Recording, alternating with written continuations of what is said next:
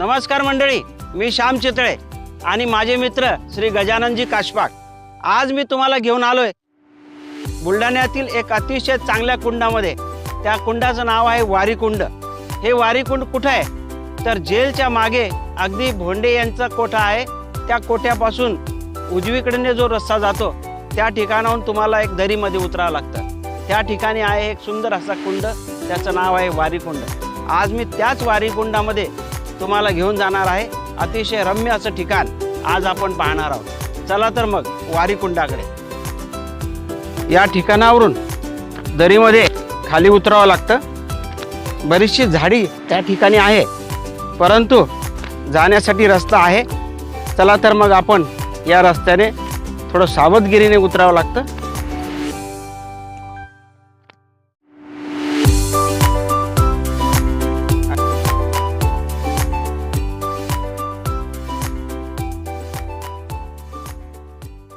One विभागाने या ठिकाणी बऱ्याचशा झाडांची लागवड करून हा परिसर अत्यंत सुंदर करून टाकलेला आहे।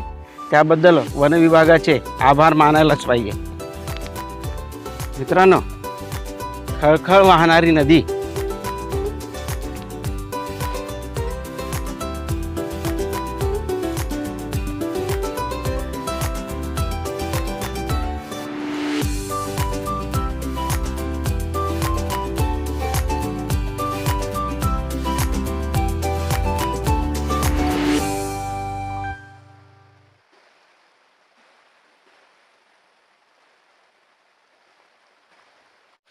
मंडळी हाच तो वारी कुंड आहे आपण पाहताय।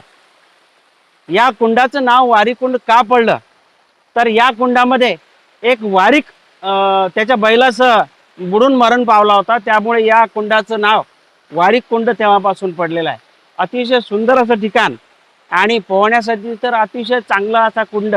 जास्त खोल नाही, जास्त धोकादायक पण नाही। अशा पावसाळ्यामध्ये आपण याची मजा येथे येऊन जरूर घेतली पाहिजे।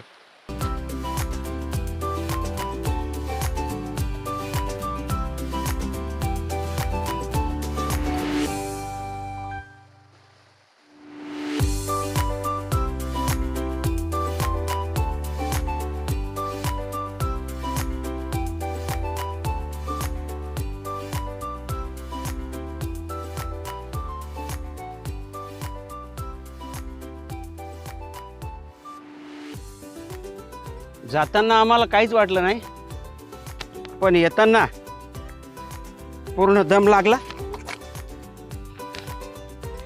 अतिशय खडी चढाई आहे, एकदम दम लागतो माणसाला।